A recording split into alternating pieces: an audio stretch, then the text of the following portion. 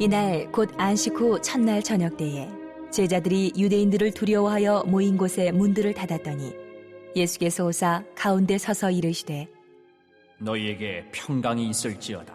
이 말씀을 하시고 손과 옆구리를 보이시니 제자들이 주를 보고 기뻐하더라. 예수께서 또 이르시되 너희에게 평강이 있을지어다. 아버지께서 나를 보내신 것 같이 나도 너희를 보내노라. 이 말씀을 하시고 그들을 향하사 숨을 내쉬며 이르시되 성령을 받으라. 너희가 누구의 죄든지 사하면 사하여질 것이요 누구의 죄든지 그대로 두면 그대로 있으리라 하시니라. 하나님, 예배하게 하심 감사드립니다. 예배가 얼마나 소중한지, 교회가 얼마나 귀한지, 우리 삶의 일상이 얼마나 감사한지 깨달았습니다. 깨달은 것 잊지 않게 하여 주옵소서.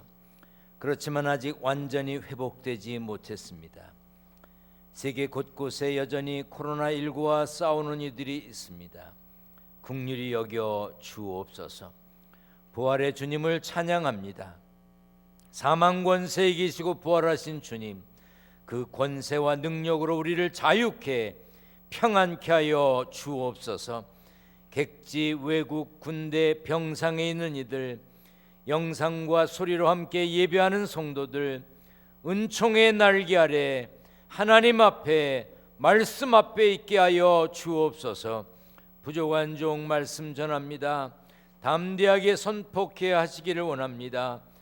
은혜의 시간 되게 하실 것을 믿고 예수님의 이름으로 기도하옵나이다. 아멘. 할렐루야.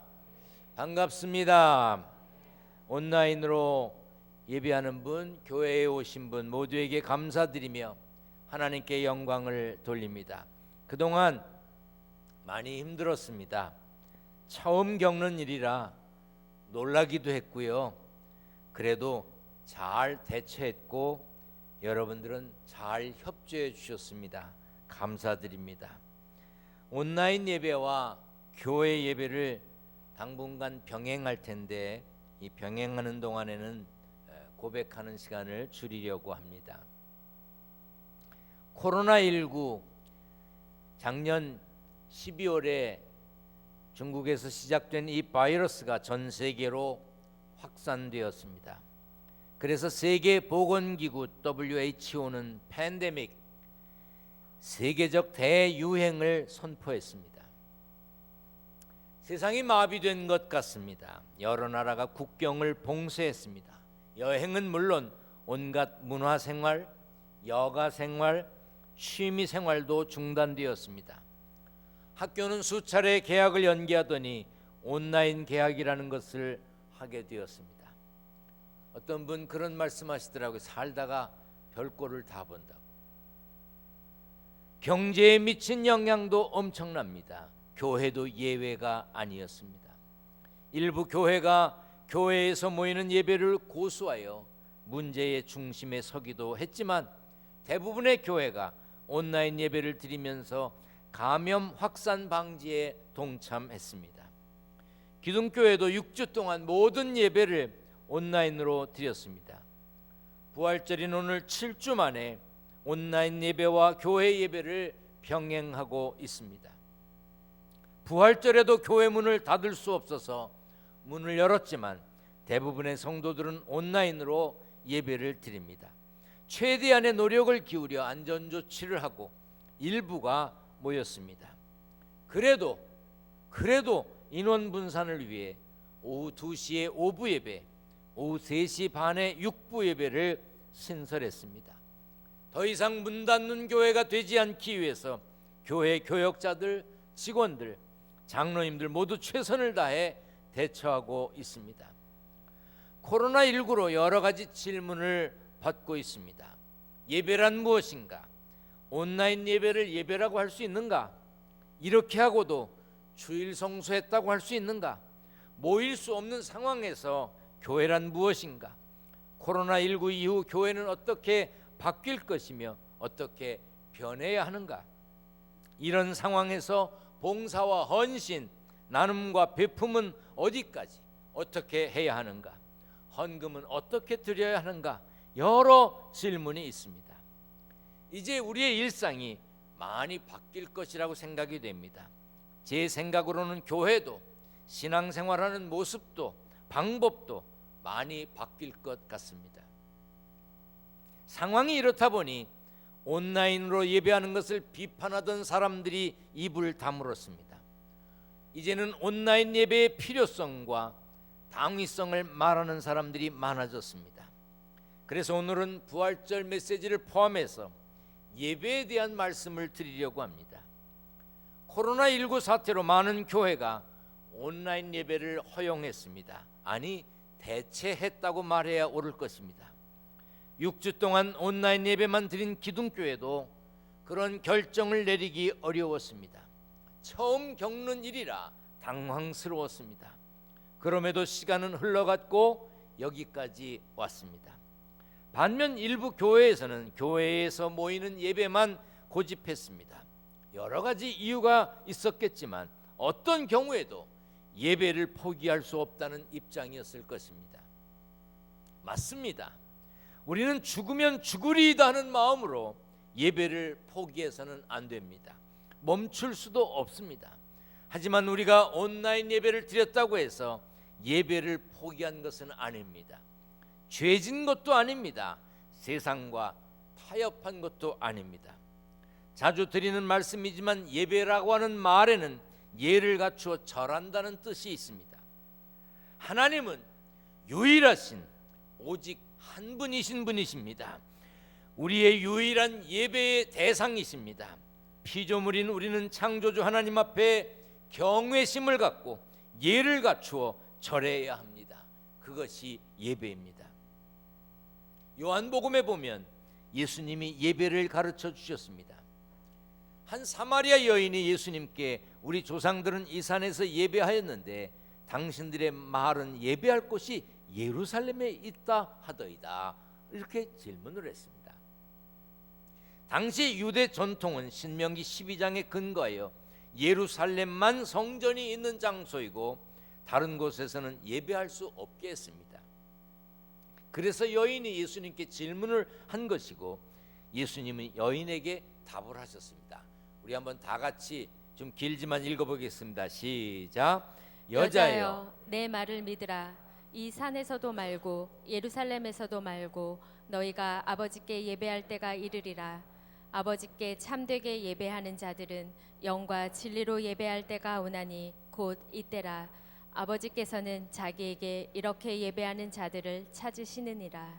예수님은 예배하는 장소 중심의 질문이 잘못되었음을 말씀하셨습니다. 문제는 장소가 아니라 예배의 내용 자체이며 예배자와 하나님과의 올바른 관계가 중요한 것을 가르쳐 주셨습니다. 그렇습니다. 예배는 단순히 장소 문제가 아닙니다. 하나님은 시간과 공간을 초월하여 계신 분입니다. 신학적으로는 무소부재하신 분이라고 말해요. 안 계신 곳이 하나도 없는 어디든지 계시는 하나님이란 뜻입니다. 그러므로 성도들은 언제 어디서든지 예배할 수 있습니다. 그렇다고 이 말씀을 아무 데서나 나 편한 시간에 아무렇게나 예배해도 된다고 받아들여서는 안 됩니다. 하나님은 영과 진리로 예배하는 자들을 찾으십니다. 영과 진리로 신령과 진정으로 온 마음을 다해 최선을 정성을 담아서 예배하려면 당연히 시간, 장소, 예배자의 마음, 태도 구별될 수밖에 없습니다. 특별하게 다를 수밖에 없다는 뜻입니다. 웃 어른께 높은 사람께 갈 때 인사하러 갈 때 아무 때나 갑니까? 아무 데나 갑니까? 아무렇게나 하고 갑니까? 아무거나 입고 갑니까? 시간과 장소, 복장, 선물 생각할 게 많습니다. 그렇다면 하나님께 예배하는 것은 어때야 합니까? 당연히 시간, 장소, 복장, 몸가짐, 마음가짐 잘 준비되어야 합니다. 그것이 영과 진리로 온 맘 다해 드리는 예배자의 모습입니다. 우리가 지금까지 교회라고 하는 구별된 장소에서 주일이라고 하는 구별된 시간에 정성으로 예배했습니다. 잘 해온 것입니다. 사도 바울도 이렇게 말했습니다. 같이 읽겠습니다. 시작. 그러므로 형제들아, 내가 하나님의 모든 자비하심으로 너희를 권하노니 너희 몸을 하나님이 기뻐하시는 거룩한 산 제물로 드리라. 이는 너희가 드릴 영적 예배니라. 우리 예배가 거룩한 산 제물로 드리는 영적 예배가 되려면 당연히 그에 맞는 준비와 절차가 필요합니다. 좋아하는 스포츠, 축구라든지 야구라든지 이런 스포츠를 관람하기 위해서 많은 돈을 주고 경기장을 찾습니다. 꼭 경기장에 가야 됩니까? 경기장에 가지 않아도 중계를 통해서 얼마든지 볼 수 있습니다. 중계를 보면요, 아주 실력 있는 해설자가 나와서 상황을 해석해 줍니다. 많은 방송 카메라로 잡은 아주 기가 막힌 명장면들을 다시 보여주기도 합니다. 그런데 사람들이 운동장에 갑니다. 훌륭한 연주를 듣기 위해 복장을 갖추고 공연장을 찾는 것도 생각해 보세요. 공연장에 가지 않아도 영상으로 얼마든지 볼 수 있습니다. 들을 수 있습니다. 그런데 왜 사람들이 시간과 돈을 들여가며 경기장에 가고 공연장에 갈까요? 그곳에 대한 관심과 마음이 거기 있고 그곳에서 느끼는 감동과 에너지가 다르기 때문입니다. 현장에서 나누는 정과 혜택이 있기 때문에 거기에 가는 거예요. 이것을 예배에 적용하면 이렇습니다. 온라인으로 예배를 드릴 수 있지만 우리는 영과 진리로, 신령과 진정으로 온 마음 다해 정성 다해 예배하기 위해 교회에 가고 시간을 드리는 겁니다. 온라인 예배는 사정상 예배드릴 형편이 안 되는 분들, 환자들, 장기간 배를 타는 분들, 객지에 나가 있는 분들, 오지에 나가 있는 분들, 외국에 사는 분들, 그런 분들을 위해 마련한 것입니다. 예배가 예를 갖추어 절하는 것이라고 했는데 영상으로 절하면 안 찾아가 뵈도 되는 거예요? 애들이 영상으로 절하면 안 와도 되는 겁니까? 영상으로 만나는 부모님, 영상으로 만나는 자식, 영상으로 만나는 손자, 영상으로 봤으니까 끝이에요?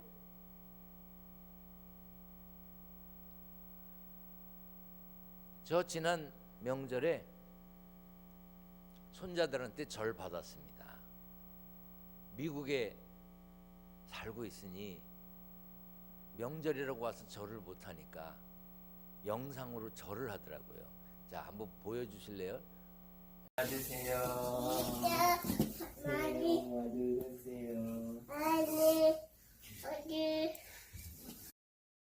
저거 저 한 100번은 봤습니다. 그러니까 저렇게 영상으로 절하는 거 봤으니까 안 봐도 되나요? 저 너무너무 보고 싶어요. 가보고 싶은데 갈 수도 없고요. 자다가 일어나서도 또 보고 싶어요.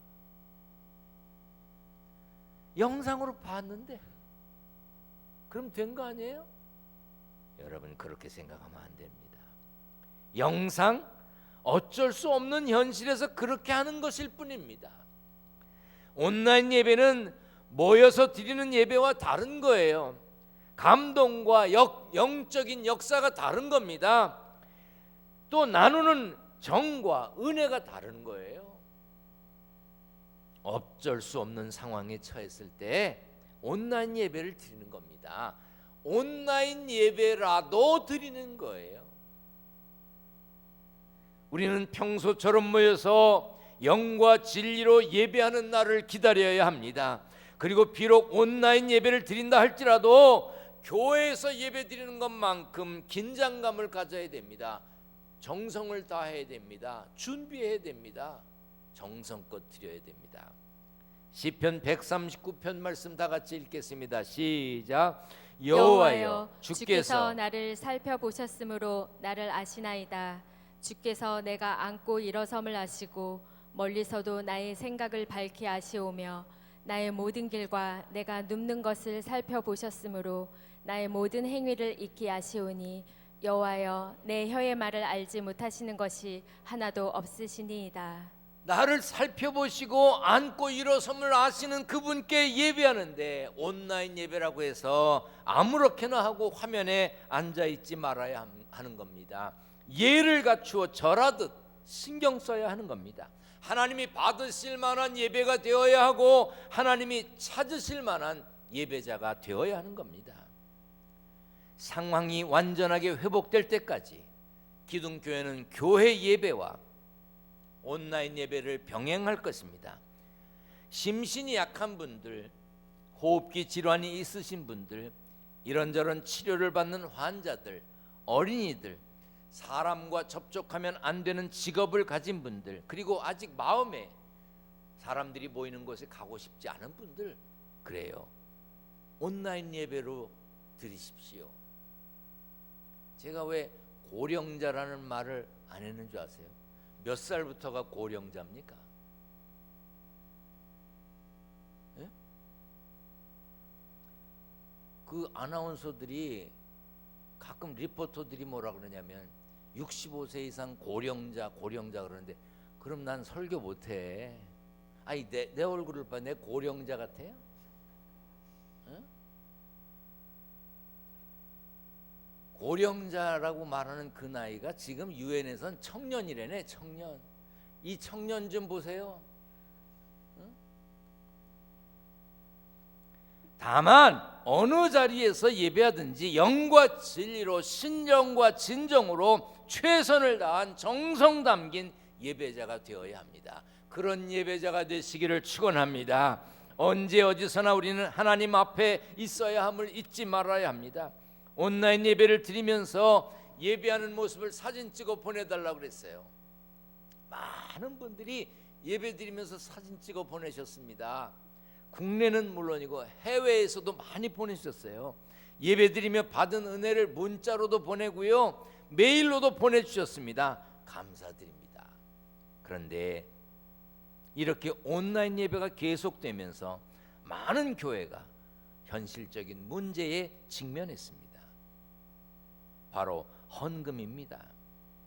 대부분의 교회, 특별히 규모가 작은 교회들이 재정적인 어려움을 겪고 있습니다. 그래서 일부에서는 현장 예배를 고수하는 교회를 두고 헌금을 걷기 위해서 그런다고 아주 비난하는 사람들이 있었습니다. 참 나쁜 사람들입니다. 그렇게 말하면 안 됩니다. 여러분, 시골에 절하러 가는 애들이 세뱃돈 받으려고 갑니까? 말 같지도 않은 표현을 하고 있어요. 우리가 예배하는 것, 교회에 모이는 것은 헌금을 걷기 위한 것으로 매도하고 오해해서는 안 됩니다. 잘 들으세요. 헌금은 하나님께 드리는 것입니다. 마태복음 6장 21절에 내 보물이 있는 그곳에는 내 마음도 있다고 했습니다. 헌금은 우리 마음이 하나님께, 우리의 삶의 방향이 하나님 나라에 있음을 표현하는 겁니다. 보물이 있는 곳에 마음도 있기 때문에 마음을 원하시는 하나님은 우리가 보물이라고 여기는 것을 달라고 하셨어요. 하나님의 뜻을 따라 드리라고 하셨고 쓰라고 하셨습니다. 그러므로 우리는 보물을 하늘에 쌓아야 합니다. 우리 함께 읽겠습니다. 다 같이 읽습니다. 시작. 너희를 위하여 보물을 땅에 쌓아두지 말라. 오직 너희를 위하여 보물을 하늘에 쌓아두라. 우리가 땀 흘려 번 돈을 드리는 것은 내게 있는 모든 것 다 하나님이 허락하신 것임을 드러내는 행위입니다. 하나님께 감사하는 마음을 물질로 표현하는 것이 헌금입니다.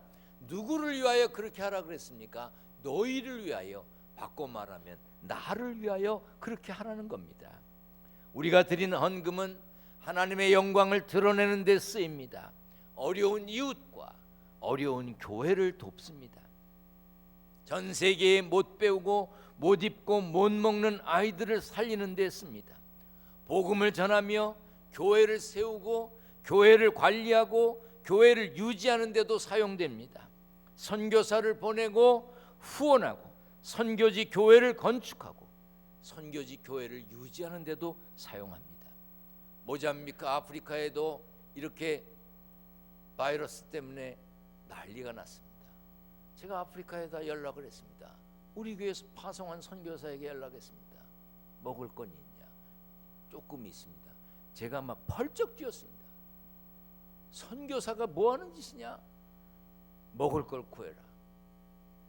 많이 구해라. 그랬다가 남으면 어려운 이웃에게 나눠주면 될 것 아니냐. 그래서 사다가 놓고 무슨 사재기를 하라는 얘기가 아니야. 사다가 놓고 나한테 사진 찍어 보내라. 5통을 쳐놨더니 뭐 음식을 잔뜩 사다 놓고 사진 찍어 보냈어요. 내가 마음이 놓인다. 그래야 성도들에게도 나눌 거 아니냐. 무슨 돈으로 했겠어요?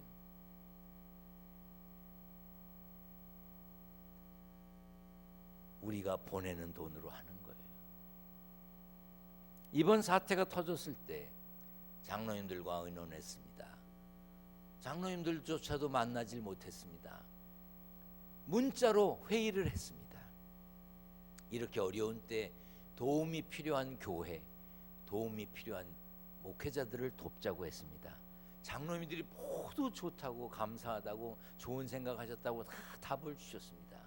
그래서 목회자 여러 명의 부부를 불렀습니다. 맛있는 식사를 대접했습니다.